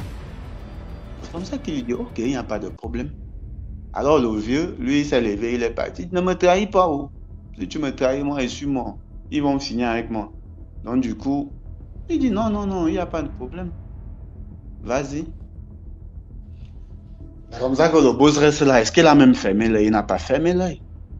4h30, il est allé toquer chez le chef. Le chef dit que, mais qui vient toquer comme ça chez moi? Le chef sort. Il dit, assieds-toi là. Le boss lui raconte l'histoire. Il dit que voilà, voilà, voilà. Ah, le chef dit que, toi, tu me racontes quelle histoire comme ça là? Tu as seulement rêvé. Ou bien, il dit que moi, je te dis que ce qu'il te dit là est vrai et j'ai les preuves. Le chef dit que, ok, moi, je suis un chef. J'ai les notables, j'ai les gens, je ne peux pas décider seul. Une chose est sûre, on attend le matin, parce que je ne peux pas envoyer, on a réveillé les gens à cette heure-ci, on attend un peu le matin. Le boss lui dit que, ok, on va seulement attendre ici sur place. Moi, je ne bouge pas d'ici sans que ce problème ne soit résolu. Le chef dit qu'il n'y a pas de problème, prend place. C'est comme ça qu'ils sont restés là au petit matin. Le chef a envoyé, on a convoqué tout le monde. Parmi lesquels, le papa même aussi qui était dans la même confrérie, qui était complice, était aussi parmi les gens qu'on a convoqués. Donc il était assis là. C'est comme ça que le chef du village prend la parole, il dit, voici notre frère qui vient de raconter une histoire, que lui-même il vous raconte encore une histoire. C'est comme ça que le boss raconte l'histoire. Tout le monde dit que comment ça c'est des histoires. Le chef du village même il sait que c'est la vérité, hein, mais il ne peut pas accepter, il ne peut pas avouer. Et du coup, le boss dit que moi j'ai les preuves. Comme vous êtes comme ça, moi j'ai les preuves de ce que je vous dis. Le chef dit que mais tout le monde dit ok, comme tu as les preuves, donne-nous les preuves. C'est comme ça que le boss, il va chez lui, il prend sa radio cassette, il ramène, il s'assoit, il appuie sur le bouton play. C'est comme ça que le papa qui lui avait raconté l'histoire, lui-même il est assis là, tout le monde est assis, tous les sorciers là sont assis, le chef du village même est assis. Toute la causerie, comment le gars expliquait au petit détail. Quand ça finit, tout le monde se retournait seulement. Donc le chef et tous ces autres se retournent comme ça vers le papa là. Sans mot dire, hein. C'est comme ça que le papa là aussi se lève de là. Il entre en bourse. Jusqu'aujourd'hui, on ne sait pas, il est pas. Bref, juste, il a disparu de la nature. Mais finalement, le problème a été résolu. Le boss n'est pas mort parce que la mèche avait été vendue. Donc voilà un peu. C'était ma deuxième histoire. Merci beaucoup, Paul Parker, pour ton histoire.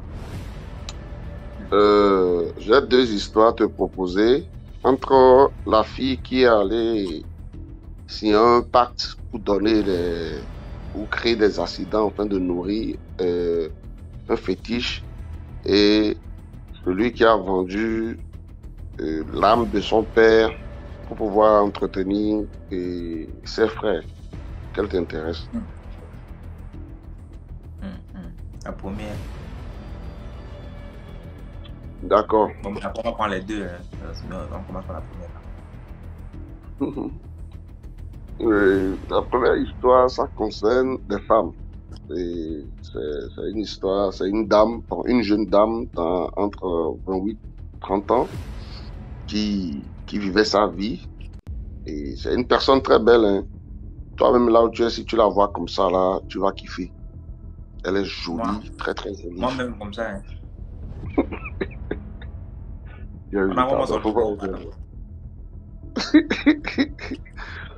Donc, c'est une dame très jolie et tout allait bien. Elle a de l'argent, elle a même construit sa propre maison où elle habite. Mais le problème, c'est qu'elle n'avait jamais, on ne la voyait jamais avec un homme. Jamais avec un homme. Donc, il s'est avéré qu'elle a commencé le surménage, genre un début de folie. Donc, moi, j'étais chez mon père spirituel un jour comme ça, et ils l'ont amené. C'est sa propre mère même qui l'a amené. On était en train de lui faire les traitements, ça n'allait pas. Donc, on a fait une consultation pour savoir ce qui n'allait pas. Donc, le frère avait dit qu'elle a quelque chose dans le ventre. Genre, elle a un secret, quoi, qu'elle doit dire. Elle a fait des choses qu'elle doit avouer d'abord avant d'être guérie. Donc, le père a dit que les divinités proposent une solution afin qu'elle soit guérie d'abord parce que la personne est malade. Comment elle peut parler? Donc, après la consultation, on a trouvé les solutions nécessaires et elle a commencé par se stabiliser. C'est comme ça, on lui a dit que, il paraît que tu as des choses à révéler. Qu'est-ce que tu as fait? La fille s'y dit qu'elle est rentrée, elle est allée quelque part pour faire un rituel de richesse, pour devenir riche, afin d'avoir une vie stable, surtout financièrement, parce qu'elle n'avait pas la chance avec les hommes. Et du coup, elle avait décidé de prendre le taureau par les cornes. Et que là où elle est partie pour faire son médicament, on lui avait dit qu'elle devait provoquer les accidents pour que le sang verse. Et quand le sang va verser, les fétiches dans lesquels elle est allée se mettre vont la permettre de gagner de l'argent. Donc, du coup, qu'est-ce qu'elle fait? On lui a fait un savon avec lequel elle se lave. Il paraît que ce savon a été préparé avec le crâne humain. Que la première fois qu'elle a lavé le savon, elle a lavé sur une tombe dans un cimetière, quelque part. Comme ça. Donc, à chaque fois qu'elle veut créer l'accident, elle se lave avec le savon et elle commence par cheminer. Tu es au volant ou tu es à moto comme ça, tu la vois, tu focalises tellement ton regard sur elle, paf, tu fais un accident. Donc, le truc avait commencé par aller. Maintenant, qu'est-ce qui s'est passé? Avant qu'elle ne commence le surménage, elle avait provoqué un accident. Et cette fois-ci, c'était l'enfant de quelqu'un qui est aussi dans un secte spirituel. Donc, quand la personne a perdu l'enfant, ils lui ont dit que c'était pas une mort naturelle. Son enfant n'était pas mort naturellement. Donc, comme lui, il a appris ça, il a voulu se venger en disant que quand qu'en soit la personne qui est à la base de la mort de son fils, la personne va payer. Donc, c'est comme ça, lui-même, il s'est mis à envoyer des trucs en l'air, comme ça, il a commencé par jeter des sorts en l'air. Et c'est ces sorts-là qui ont commencé par attraper la dame, la jeune dame, jusqu'à ce qu'elle a commencé la folie. Donc, elle a révélé que c'était ce qu'elle avait fait et que c'est ça qui la permettait de gagner l'argent. Moi, je lui ai demandé, mais tu n'as pas de mari, tu gagnes l'argent comment? Elle a dit qu'en fait, c'est pas qu'elle ne rencontre pas les hommes. Elle était sur les réseaux sociaux comme ça, elle met ses photos, tu la vois, elle te plaît et tout, tu l'écris, elle te demande l'argent, tu lui donnes. Si tu lui donnes pas, tu n'auras pas la paix. Et dès qu'elle fait ça, elle se lave avec le savon chaque vendredi. Hein. Dès qu'elle se lave avec le savon les vendredis, elle sort comme ça, il y a un accident. Et quand il y a un accident, elle reste debout. Là où l'accident s'est passé là. Elle peut faire au moins 30, 40, 1 heure de temps. 30 minutes, 40 minutes, 1 heure de temps là.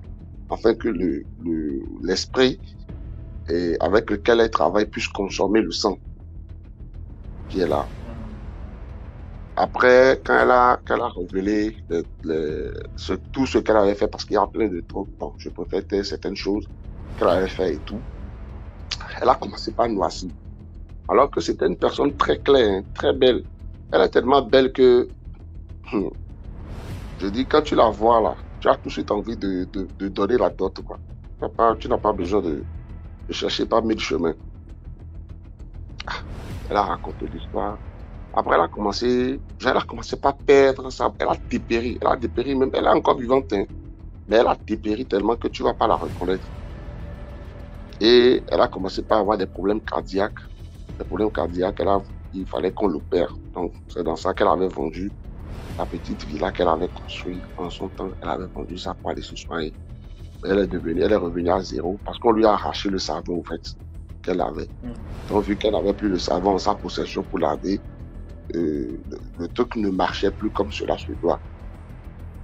Donc, je voulais dire à mes copains ici qui ont l'habitude d'être au volant ou en circulation pour regarder les femmes que c'est pas toutes les femmes qu'il faut regarder, hein. Quand vous voyez une femme trop belle quelque part là, fermez les yeux doucement et puis continuez votre chemin. Donc ça, c'était la première histoire.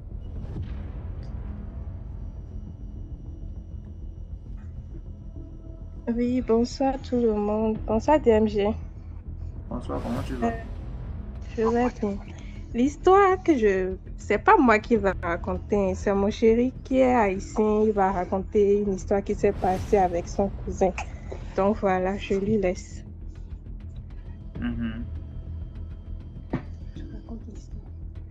Et salut tout le monde, c'est comment? Papa Wata, bonsoir. C'est Papa Wata, oui, c'est ça.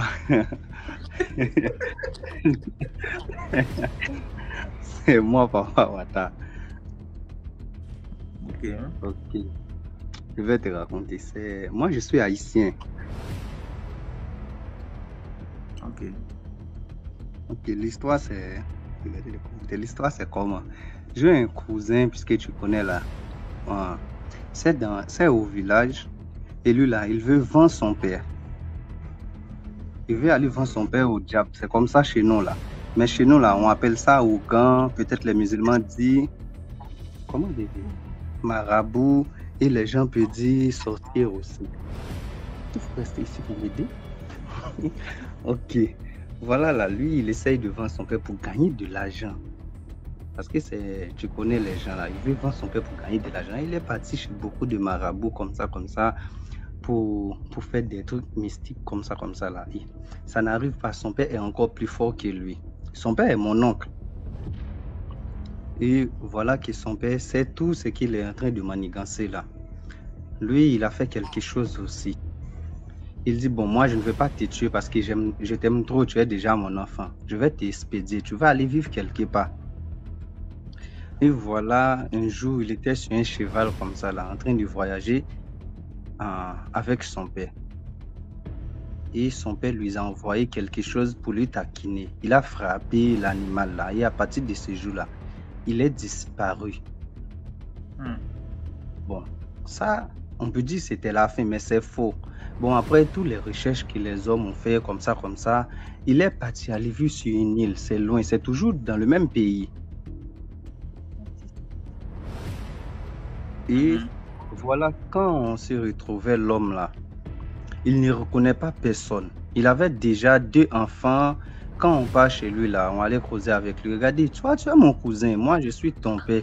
Non, moi je ne connais personne. Vous voulez voler mes richesses et tout. C'est son père qui a fait ça. C'est son père qui a fait ça. Pourquoi? Parce que son père ne veut pas lui tuer. Est-ce que tu comprends? Bon, oui, je pense que c'est tout. Mon Dieu, je ne sais pas si vous avez compris l'histoire de son cousin, parce que son français n'est pas trop bon. En fait, l'enfant, il a voulu vendre son père mystiquement il a voulu vendre son père au diable, qu'ils appellent diable. C'est un esprit qui vit dans les grottes en Haïti. Donc, c'est comme ça, quand il est allé pour vendre son père, voilà que son père lui-même fait partie déjà de ces pratiques mystiques-là. Donc, au lieu que... Pardon? Ok, oui, je comprends. Le père était déjà dans la secte-là. Voilà. Donc, quand le père a su qu'il voulait le vendre au diable, là, au lieu de tuer son enfant, il a fait disparaître du pays mystiquement. il l'a envoyé sur une île isolée. Mais comme il a disparu comme ça, là, le père a effacé sa mémoire mystiquement. Donc, quand il a disparu, le cousin de mon mari, là, il a disparu pendant des années. On ne le retrouvait plus. Il a totalement disparu. Alors qu'il était marié et il avait une fille. Donc, de recherche en recherche, là, ils l'ont retrouvé sur une île. Et il était devenu immensement riche. Il avait une autre famille avec des enfants. Donc, quand il lui a amené sa fille, on lui dit que, ah voilà, c'est ta fille. À l'époque, tu avais disparu. Il dit que non, que lui n'a pas de fille, que lui n'a pas de famille. C'est sa famille qui est la nouvelle famille qu'il a. Donc, il ne reconnaît même plus sa famille. Tout ça s'est passé et dans le monde spirituel. Mais ça s'est passé en Haïti. Donc, c'est comme ça. C'est pour dire, c'est une leçon parce que tu veux vendre ta famille, mais tu peux savoir que quelqu'un dans ta famille peut être aussi mystique dans les choses mystiques. Maintenant, au lieu que c'est toi qui vas vendre la personne, c'est toi maintenant qu'on vend. Donc, c'est comme ça. Ça me rappelle aussi une histoire d'un monsieur Bolova qui est quand même populaire, je dis son nom. Il a eu des rassemblements de la 4 qui sont arrivés à Bolova. Eux, ils étaient des initiés. Arrivé là-bas, c'est lui qu'on rencontre, c'est un gars qui est un peu dans la ville, notorieux dans la ville.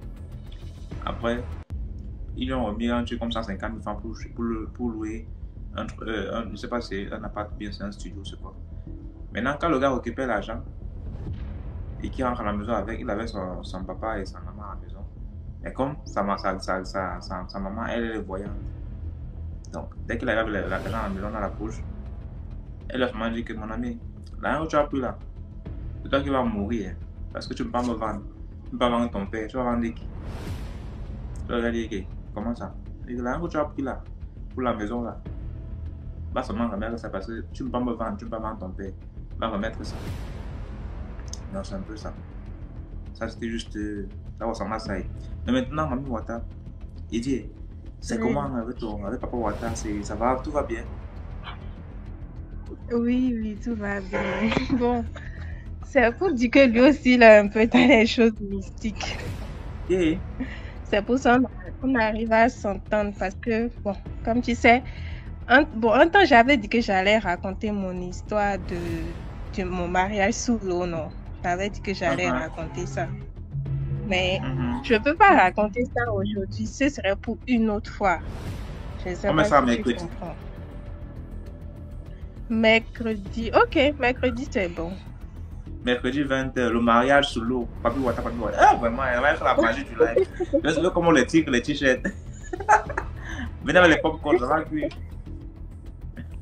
Ça va chauffer. Je vais tout donner les détails, ok. D'accord, merci. Merci. Ciao.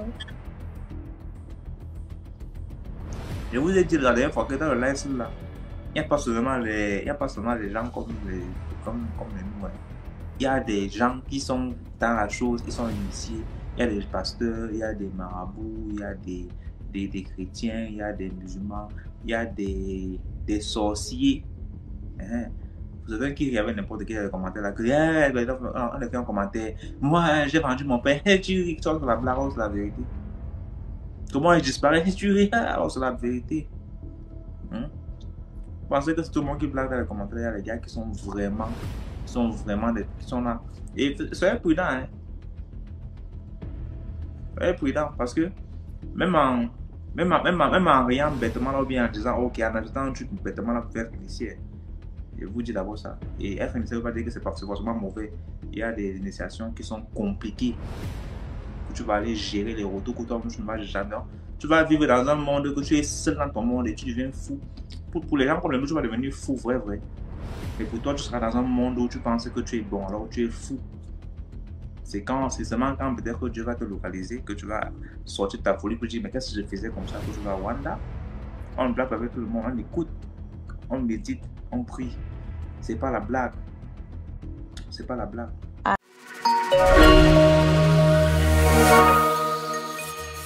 d'accord. Ok, bon, l'histoire que je vais raconter, c'est mon histoire que j'ai vécue. Donc, j'ai fait la rencontre d'un monsieur. Bon, pas aussi vieux que ça, mais bon, un monsieur, voilà. Donc, nous étions bien les premiers mois, je crois, au bout de 3 mois, les choses sérieuses ont commencé à arriver dans la maison. Donc, la première nuit que lui, il a vécu cela, donc, il dormait. On était déjà ensemble, il dormait. Il y a eu une présence dans sa chambre, dans la chambre. Donc, lui-même, il ne savait pas ce que c'était en fait. Alors, la présence est venue, du coup, chez nous, on appelle ça les moukouya. C'est-à-dire, ils sont habillés en raffia de la tête jusqu'aux pieds, avec un masque. C'est comme ça qu'ils viennent souvent et ils provoquent la paralysie du sommeil. Voilà, donc il a réussi ça dans la chambre et tout. Et il dormait et du coup, comme d'habitude, après il s'est réveillé en sursaut. Dans la nuit, il m'appelle. Il me dit, bon, je ne me sens pas bien et tout, j'ai fait un cauchemar. Je ne sais pas si c'est un cauchemar ou c'est un rêve et tout. Donc, essaie un peu de m'expliquer parce que quelque part aussi, j'ai un don. J'ai un don, donc j'essaie de discerner ces choses-là. Je lui ai expliqué, je lui ai dit, bon,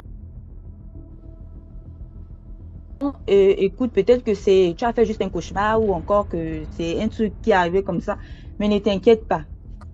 Après, on a laissé passer l'affaire au moins 1 mois comme ça. Après, lui et moi, on a décidé de s'installer ensemble. Quand on s'est installé ensemble, là, ça devenait plus pire. Pourquoi? Parce que lui et moi, c'était déjà sérieux. Et puis, voilà. Donc, en fait, c'était ces femmes de nuit. Et vous allez comprendre. Donc, quelques mois après, quand lui et moi s'installent ensemble, moi, à mon tour, je vis la chose. Donc, un soir, lui et moi, on dormait. Vous savez un peu quand tu dors avec ton chéri, là. Tu dors avec ton chéri, lui dort, par exemple, devant... il regarde devant la porte et toi, tu dors de l'autre côté. Bon, moi, je dormais sur sa poitrine, en fait. Donc, quand je dors, j'ai ressenti la même chose telle qu'il me l'avait expliqué. J'ai ressenti la même chose. Donc, la personne est venue et la personne est rentrée dans le lit. Donc, l'esprit là et moi, on s'est regardé. Vous savez, quand ils viennent et tout, avec leurs esprits démoniaques là, ils viennent pour vous paralyser. Ensuite, c'est pour vous dominer. Donc, quand l'esprit là est venu, on s'est fixé dans les yeux au moins pendant 30 minutes. Et quand vous êtes dans cette situation, la seule chose que vous avez en tête et à cœur, c'est de dire, Seigneur, protège-moi, Seigneur, sors-moi de là, au nom de Jésus, au nom de Jésus. Donc, dès que la chose est partie, au même moment, je me suis réveillée. Je lui ai bousculé, j'ai dit, écoute, réveille-toi parce que, imagine-toi que j'ai vécu la même chose dont tu m'avais parlé. Il me dit, non, écoute, bon, c'est un truc comme ça. J'ai dit que non. Moi, je ne t'avais pas cru quand c'était arrivé, mais là, franchement, j'ai vu la chose, j'ai vu et ça, c'est sérieux, je ne peux pas laisser ça comme ça. Donc, on s'est réveillé, on a prié, tout, on a prié. Et moi, comme je venais de vous dire, j'ai un don. Donc, quand ces choses-là arrivent, si je mets cela en prière, forcément en rêve, on va me montrer. Forcément en rêve, je vais voir, voilà, je vais voir des choses. Donc, on a terminé de prier et on dormait. Quand on dort, je fais le songe où je vais dans mon église. Je vais à l'église et j'explique en même temps à mon pasteur que j'ai vu une situation compliquée avec mon petit ami. Donc, voilà la situation, voilà le rêve que j'ai vu. Et dans le rêve, j'avais un bébé. Pourtant, en réalité, nous n'avions pas d'enfant. Donc, le pasteur va me dire, la personne qui est venue vous visiter, c'est elle. Donc, vous n'avez pas besoin de chercher ça à gauche, à droite. La personne qui est venue vous visiter, c'est elle. Oui. Donc, le pasteur me dit que c'est elle qui est venue vous visiter et tout. Donc, le matin, quand je me réveille, j'ai dit, écoute, chérie, j'ai fait un songe où on m'a révélé certaines choses. Ce qui est bien dans tout ça, c'est qu'il ne m'avait jamais présenté à sa famille. Rien du tout. Il ne m'avait jamais présenté à sa famille, il ne m'avait jamais parlé de sa famille et toutes ces choses que je ne comprenais pas en fait. Alors le matin, quand je lui dis que dans le rêve que j'ai fait, avant ça d'abord, je lui dis, est-ce que dans ton entourage, je vais donner un nom juste comme ça, est-ce que dans ton entourage, tu ne connais pas quelqu'un au nom de Nathalie? Et là, il me dit que mais c'est une de mes grandes sœurs qui s'appelle Nathalie. J'ai dit, effectivement, c'est Nathalie qui était là, qui est venue nous rendre visite et tout et tout. Donc, un peu plus tard, en réalité maintenant, quand je vais à l'église, le pasteur me fait la même révélation. Il me dit que la relation dans laquelle tu te trouves, tu es avec un homme marié. Je dis, je suis avec un homme marié, comment? Ça ne peut pas se faire parce que moi, quand je rencontre le mec, il était célibataire. Il me dit, mais tu ne peux pas comprendre parce que c'est ce que je suis en train de te dire. Ton petit ami, il est marié mystiquement avec ses sœurs. Donc, lui, il est le mari de nuit. Ses sœurs sont ses femmes de nuit. Donc, si tu es maligne, il vaut mieux quitter dans cette situation parce que franchement, cette relation-là, tu ne vas non seulement pas durer là-dessus et tu auras des problèmes parce que toi, à cause de toi, non seulement d'abord tu le protèges et elles vont faire des trucs pour te combattre. Elles ne vont plus combattre leur frère qui est leur mari, mais elles vont plutôt te combattre parce que toi, tu es le chemin qui va les barrer et tu vas les empêcher de faire ce qu'elles veulent faire. Donc, quelques temps après, je suis tombée enceinte. Donc, quand je tombe enceinte, j'explique à mon petit ami que je suis tombée enceinte et tout, je suis enceinte, voilà et tout. Et tout. Nous tous, on était contents, vous voyez. Lui et moi, on était contents et tout, voilà. Donc, ça, bien. Quelques temps après, je ne sais pas comment elles ont su, il y a une de ses sœurs qui est venue nous rendre visite à la maison. Moi, j'étais dans la chambre, lui, il était au salon. Bizarrement, lui et moi, on a eu une dispute on n'a rien compris, lui et moi. On n'a rien compris. Et donc, il me dit, non, reste dans la chambre. Je ne veux pas que tu sortes de la chambre et je ne veux même pas que ma grande sœur te voie. Je dis, mais attends, toi et moi, nous ensemble depuis. Pourquoi tu ne veux pas me présenter à tes sœurs et tout? Parce qu'il n'y a que ses sœurs, hein. Lui, il est orphelin, ils ont perdu leur père et leur mère et tout. Je dis, mais pourquoi tu ne veux pas me présenter à tes sœurs? Il dit, non, je ne veux pas. Tu restes dans la chambre, moi je vais discuter avec elle. Elle va parler ce qu'on a parlé, ensuite elle va rentrer chez elle. Dans la même nuit qu'elle nous a rendu visite, donc c'est-à-dire le même jour qu'elle nous a rendu visite, dans la nuit, j'ai vécu un combat, c'est que je me suis battue. En fait, quand tu vois, quand une femme est à l'hôpital sur le point d'accoucher, pourtant je n'étais seulement qu'à 3 mois, mais je me suis battue dans une salle où je ne me retrouvais pas. Je regarde à gauche, je regarde à droite, je ne vois personne, mais j'ai les jambes qui sont écartées, c'est comme si j'étais en train d'accoucher. Donc ce qu'elles sont venues faire, en fait, c'était de me faire avorter. Je me suis battue. C'est que j'étais en train de me battre avec quelqu'un que je ne voyais pas, mais elles ont réussi à me faire avorter en fait. Donc le matin, quand je me suis réveillée, en même temps, j'ai saigné. Et lui, il était déjà parti au travail. Dans les 6 heures comme ça, il était déjà parti au travail. Donc je suis restée là à pleurer et tout. Je savais ce qui se passait. Je suis restée là à pleurer, à me morfondre et tout. Donc quand il est rentré à 17 heures, je l'ai expliqué. J'ai dit, voilà la situation que j'ai vécue et tout et tout. J'ai perdu l'enfant. Il me dit que tu as perdu l'enfant. Comment? Tu es malade ou quoi? Comment tu peux me raconter des choses comme ça? J'ai dit que j'ai perdu l'enfant. Parce que cette nuit même, elles sont venues chercher ce qu'elles veulent, ce qu'elles sont venues chercher. Comment ça s'est passé? Je l'ai expliqué et tout. J'ai dit, je me suis retrouvée dans une salle d'hôpital il y avait le noir. Je ne voyais personne qui faisait la chose. Donc, elles m'ont juste écarté les jambes et tout. Et je ressentais comme elles étaient en train de mettre les choses dans mon ventre. Du coup, le matin, dès que je me suis réveillée, j'ai saigné. La situation devenait terrible. Je suis allée expliquer ça à ma famille et tout. Ma famille a dit, ah, ton pasteur a dit que la relation dans laquelle tu te trouves, c'est pas une bonne relation. Quitte là-dedans, sinon toi-même, tu vas te créer des problèmes. Mais le gars même, moi aussi j'aime le gars. On fait comment? Nous les femmes, quand on est trop amoureuses là, c'est pas on veut se battre. Même le spirituel, on veut se battre avec le spirituel. Têtu. Ça n'a même pas encore fait 3 mois. 3 mois après, je suis encore tombée enceinte. Donc, quand je tombe enceinte maintenant, dans le monde là-bas, elles n'étaient pas toujours contentes. Elles ont dit que ça, c'est notre mari. Donc, la femme qui va toujours être là dans la relation, là, elle ne sera pas heureuse.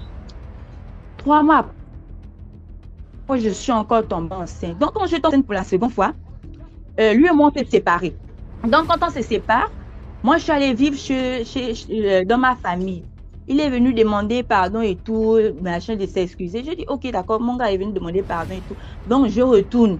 Je suis retournée dans le foyer en question. Le même jour que je retourne, je fais le même songe. Quand je fais le même songe, donc elles sont venues encore pour récupérer, pour genre me faire avorter, pour récupérer l'enfant. Mais on s'est livré vraiment une bagarre, hein? On s'est livré vraiment une bagarre. Mais ce qui est bien, c'est que dans le rêve, dans le songe en question, j'étais avec ma grande soeur. Donc ma grande soeur et moi, on a réussi à les combattre. Après, ma grande soeur est rentrée chez elle. Et je me suis retrouvée seule dans la maison. Quand je me retrouve seule dans la maison, il est rentré, il revenait du travail. Tout ça, ça s'est passé dans le rêve. Il revenait du travail. On a commencé à se câliner et tout là, sur le lit et tout, machin. Boum! Je me lève, je dis que je vais à la cuisine chercher l'eau pour boire. Quand je me lève, je ne sais pas ce qui s'est passé, mais un coup me dit, regarde sous le lit. Quand je regarde sous le lit, je vois un coq blanc. Même quand la soeur a parlé tout à l'heure, là, je dis qu'à faire des coqs blancs, il faut faire très attention. Je vois sur le lit un coq blanc.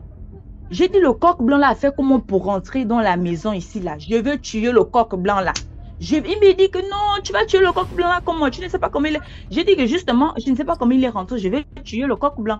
Donc quand je prends le coq blanc, le coq là, je suis allée à la cuisine. Quand je veux couper la tête du coq, c'est un petit garçon qui se transforme. Donc, le petit garçon là, c'était un des enfants de ses sœurs. Un des enfants de ses sœurs. Donc, voilà lui qui se transforme. Il dit non, tantine, il ne faut pas me faire du mal et tout. Ne me fais pas du mal. Ne me fais pas du mal. Ce sont elles qui m'ont envoyé pour te surveiller. Elles m'ont envoyé pour te surveiller parce que tu es en train de mettre un barrage entre mon oncle et moi. Machin et tout. Je dis que entre ton oncle et moi, comme mon oncle, on a fait un pont. On a construit un pont en ton nom. J'ai dit que vous avez construit un pont en mon nom, comment? Donc, le pont là, c'était que, c'est-à-dire, c'est moi le pont qui reliait entre elles et leurs frères. Donc, le pont reliait entre elles et leurs frères. Donc, c'était moi la barrière, en fait. C'est moi qui le protégeais et tout. J'ai dit que va leur dire qu'elles ont échoué. Parce qu'en montant des sons, moi, je vais accoucher de l'enfant là. En montant des sons, je vais accoucher l'enfant là. Donc le matin quand je me réveille tellement fatiguée, tellement j'ai livré une casse vraiment dure dans le songe. Le songe là, c'était pas un songe, c'était un truc réel en fait. Donc pour vous dire que quand vous faites des songes pareils, non seulement d'abord priez avant de dormir et priez quand vous vous réveillez, quand vous faites ce genre de songe. Donc je me suis réveillée, je lui ai dit que ah papa, la situation là, moi je ne peux plus supporter. Oh, Dieu, mieux j'enlève mon corps. Tu restes avec tes soeurs, puisqu'elles t'ont déjà épousé dans le spirituel, dans les trucs mystiques. Moi, j'enlève mon corps. Sinon, c'est ma vie qui va en dépendre. Mais elles avaient déjà fait ce qu'elles avaient à faire et tout. Donc, quelques mois après, j'ai perdu l'enfant. J'ai perdu l'enfant et lui et moi, on s'est séparés comme ça, bêtement. J'ai dit que, ok, reste avec tes soeurs. Comme toi, tu es marié dans le spirituel. Et c'est difficile quand c'est comme ça. C'est difficile d'enlever quelqu'un de cette situation-là. Même si tu l'aimes comme quoi. Il est déjà marié légalement avec les femmes de nuit. C'est difficile. Même si tu pries, comment? Si lui-même, il n'accepte pas de prier ou lui-même, il n'accepte pas de sortir de la situation, vous ne pouvez pas l'aider. Donc, j'ai enlevé mon corps et je me suis dit que si peut-être l'enfant-là naissait, l'enfant-là devait tous les jours tomber malade, l'enfant-là devait me créer des problèmes, ou bien l'enfant-là devait me... Je ne sais pas en fait. Je ne sais pas. Donc, j'ai remis tout à Dieu et puis voilà. Vraiment, ça a été un coup dur pour moi. J'ai passé presque 6 mois, j'étais abattue. J'étais tellement... j'avais trop maigri et puis bon, c'est passé et je me suis remise. Aujourd'hui, je vis avec quelqu'un, vraiment, ça se passe très bien. Et cette situation-là, ça m'a carrément dépassé, quoi. C'était plus haut que moi. Voilà, c'était un peu mon histoire. Merci beaucoup, Laurie, pour l'histoire. C'est une seule D'accord, merci. Je t'ai dit, faut pas blaguer, vraiment, faut pas blaguer. C'est sérieux l'affaire de poulet, là. C'est sérieux. Ok, merci. Les gens Ok, laissent les merci gens. à vous. Donc on laisse les femmes pour coucher avec les poulets, alors que les poules ils durent beaucoup. Ça va.